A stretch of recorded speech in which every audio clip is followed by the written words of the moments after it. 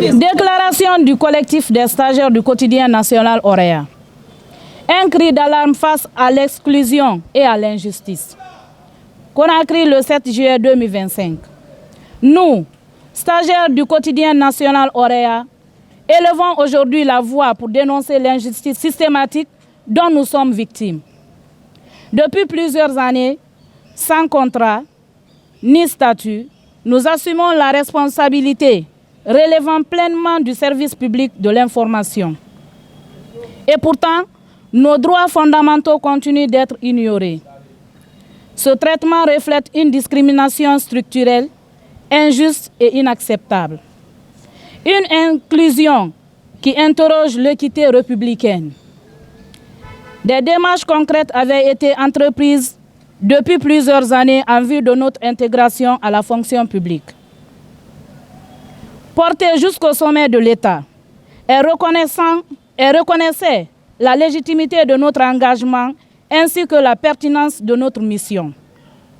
À plusieurs reprises, notre dossier a été inscrit à l'ordre du jour du Conseil des ministres, preuve que notre situation était belle identifiée et considérée comme fondée. Mais aujourd'hui, nous sommes face à une injustice cruante. Malgré l'annonce du recrutement des 10 000 agents publics, notre ministère a été écarté sans explication. Plus grave encore, le concours spécial tant attendu n'a concerné que la RTG, excluant arbitrairement les 49 stagiaires du quotidien national Orea. Comment prétendre refonder un pays sans ceux qui, jour après jour, en consignent l'histoire?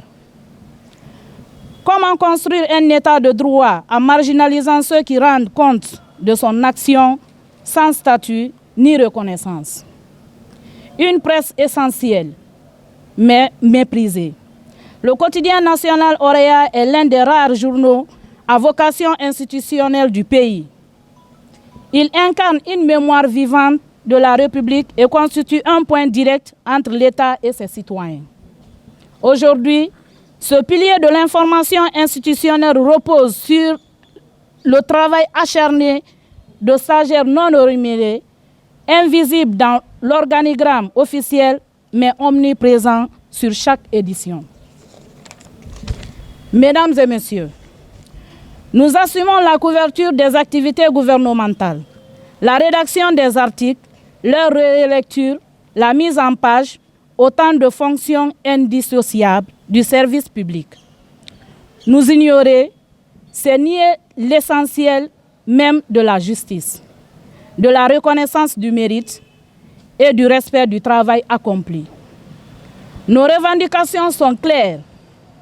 Face à cette inclusion manifeste, nous demandons notre intégration immédiate à la fonction publique sur des mêmes bases que nos collègues de la RTG, conformément aux démarches engagées.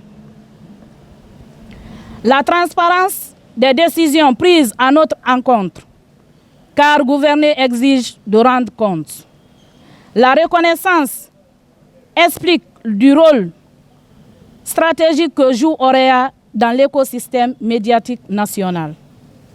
Refonder une nation ne signifie pas effacer celles et ceux qui y contribuent en silence.